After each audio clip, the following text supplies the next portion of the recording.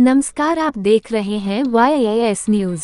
स्वार विधायक शफीक अहमद अंसारी ने जनता दरबार लगाकर क्षेत्र के लोगों की सुनी समस्याएं।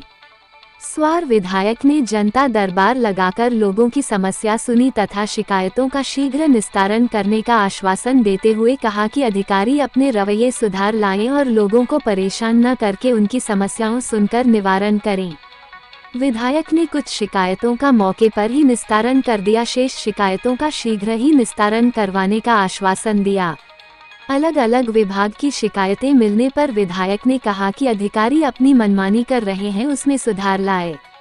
अगर उनकी जनता को परेशान किया गया तो उनके विरुद्ध कार्यवाही कराई जाएगी। अपनी मनमानी से बाज नहीं आए तो स्वयं मुख्यमंत्री जी से मिलकर उनकी शिकायत करूंगा और उनके खिलाफ कार्यवाही कराऊंगा। मीडिया से बात करते हुए विधायक ने कहा कि मेरा क्षेत्र बहुत पिछड़ा हुआ है।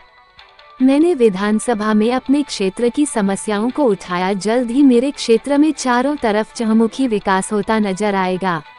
मैंने अपनी विधानसभा के बहुत सारे प्रस्ताव पास करा दिए हैं, वे सब कार्य बहुत जल्द शुरू हो जाएंगे। विधायक ने आगे कहा कि 144 करोड़ की लागत से रामपुर बाजपुर मार्ग का कार्य शुरू होने जा रहा है। कुछ ही दिनों में रामपुर बाजपुर मार्ग पर कार्य होता नजर आने लगेगा। इसके अलावा रोडवेज अड्डे एवं मंडी समिति का कार्य भी बहुत जल्द शुरू हो जाएगा। इस मौके पर नवी अहमद, सादिक, इशरत, राहुल, नवाब, सुहेल, प्रताप, राहतजान, राकेश, इंतजार अली, सरला, फातिमा, पिंकी, पंकज सैनी, पवन, दीप गोयल, फहीम आदि लोग मौजूद रहे। पर ओवरलोड वाहनों की मारामारी है, जिससे आए दिन दुर्घटनाएं सामने आती हैं। तो आपने एक पत्र लिखा है डीएम साहब को, क्या मांग करते हैं आप?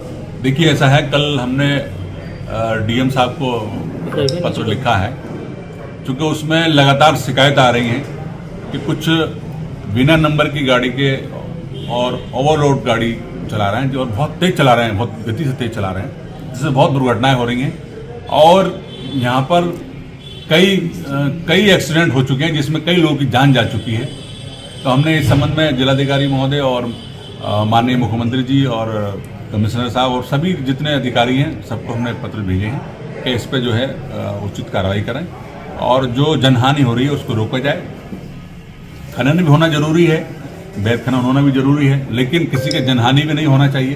तो इसको देखते हुए हमने, चूँकि हमसे लोग काफ़ी शिकायतें करते हैं कि यहाँ बहुत तेजी गति से लाते हैं और बहुत ही गाड़ी ऐसी चल रही हैं जो बिल्कुल नेम प्लेट नहीं है उनकी, और बहुत ओवरलोड गाड़ी चल रही है।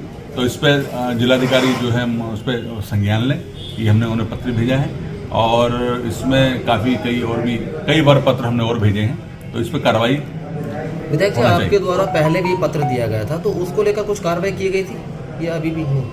देखिए, पत्र हमने भेजे हैं, उस पर कार्रवाई शायद कुछ पहले कार्रवाई हुई थी, ओवरलोडिंग को लेकर। हाँ, ओवरलोडिंग होकर कुछ कार्रवाई हुई थी, लेकिन फिर वही पुराना ढर्रा चालू कर दिया है। तो लोग बहुत जनहानि हो रही है, कई मृत्यु हो चुकी हैं। तो हमारी भी जवाबदेही है जनता के प्रति। तो इसलिए जो है सब हमने इस संबंध में जिलाधिकारी रामपुर को पत्र भेजा है और भी पत्र हमने भेजे हैं।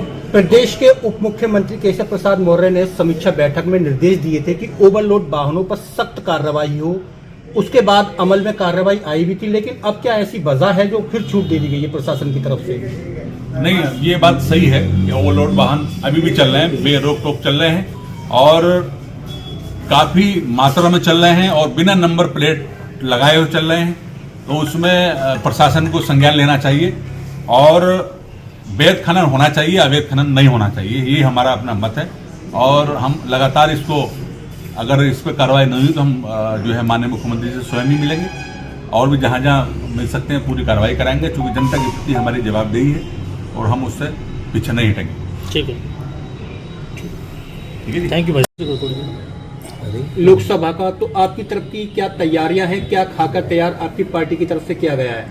देखिए, हमारी पार्टी अपना दल एस की राष्ट्रीय अध्यक्ष है, उनका पूरा हमारे लिए निर्देश है कि जो भी एनडीए की जिस भी कैंडिडेट को पार्टी टिकट देगी उसको आप पूरी तरीके से तन मन से चुनाव लड़ाएं।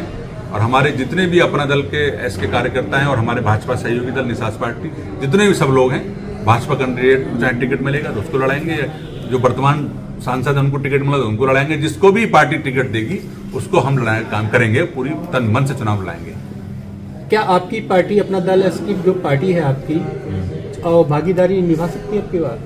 नहीं, हमारी पार्टी ने ये सीट मांगी नहीं है, और चूंकि वर्तमान में ये भाजपा के सांसद हैं तो ये पार्टी नेतृत्व में चूंकि वो हाई लेवल पे तय होती हैं, सीटों का बंटवारा होता है। चूंकि हम एक छोटे भाई की भूमिका में है, भाजपा बड़े भाई की भूमिका में है, जो भी ऊपर से तय होगा सीटों का उस पर हम लोग पालन करेंगे, और सब जितने भी हम कार्यकर्ता हैं सब पूरी तरीके से तन मन से चुनाव लड़ाएंगे, और मैं समझता हूं मोदी जी तीसरी बार प्रधानमंत्री बनेंगे।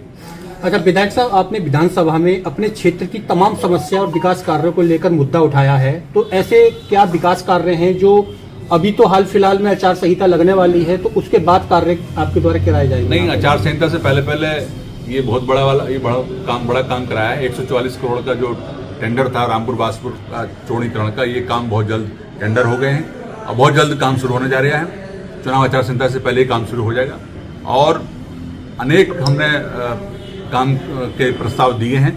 नियम 301, नियम 51 में हम विधानसभा में मुद्दे उठाए हमने, और एक गड़ियाल में जो शमशान स्थल है, क्योंकि वहाँ पर 90-100 गाँव आते हैं, उसको अंत्येष्टि स्थल बहुत बढ़िया तरीके से बनवाना है। वो विधानसभा में हमारे अध्यक्ष जी ने एक्सेप्ट कर लिया है और उस पर कार्रवाई होगी।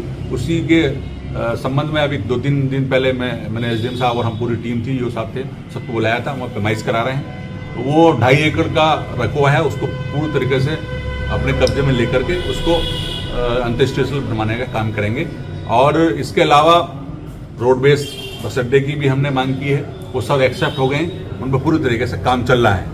मंडी समिति का भी हमने प्रस्ताव दिया है, उस पर भी कार्रवाई चुनाव बाद होगी। मैं समझता हूँ कि काफ़ी काम सुहार टांडा में होंगे। अच्छा विधायक जी, नरपत नगर में कुछ घरों पर जो चिन्ह लगाए गए हैं, रोड चौड़ीकरण की बात आ रही है सामने, उन मकानों को भी 1 हफ्ते के बीच गिराने का नोटिस दिया गया है, चेतावनी भी दी गई है, तो क्या लगता है आपको वो कितने वैध हैं? देखिए, जितना राजस्व में है, जितनी ज़मीन है, तो वो जितने भी आएगी उसको बिल्कुल हटाया जाएगा। प्रशासन जो उसके जो नियमानुसार जिसका रकबा है उसके हिसाब से वो अपना चौड़ीकरण कराएंगे, और इससे बहुत बड़ा लाभ मिलेगा लोगों को। एक्सीडेंट जितने हो रहे हैं वो भी इससे समस्या का समाधान होगा। तो मैं समझता हूँ कि ये बहुत बड़ा हमारे लिए माननीय योगी जी ने तोहफा दिया है, और माननीय योगी जी और प्रधानमंत्री जी इसके बहुत बहुत बधाई के पात्र हैं, और हम बहुत उनके आभारी हैं। विधायक जी, आखिरी सवाल, क्या लगता है अगर आपकी पार्टी के कैंडिडेट को टिकट मिलता है या भारतीय जनता पार्टी की कैंडिडेट को टिकट मिलता है, तो कहीं ना कहीं चुनाव को देखते हैं कि कठिन है, मानते हैं कि कहीं ना कहीं कांटे के चक्कर कोई कठिन नहीं है। इस समय भाजपा और मोदी जी की और योगी जी की लहर चल रही है। जिस कैंडिडेट को टिकट होगा वो बहुत वोटों से जीतेगा और तीसरी बार प्रधानमंत्री मोदी जी बनेंगे। ठीक है भाई, ठीक, शुक्रिया भाई।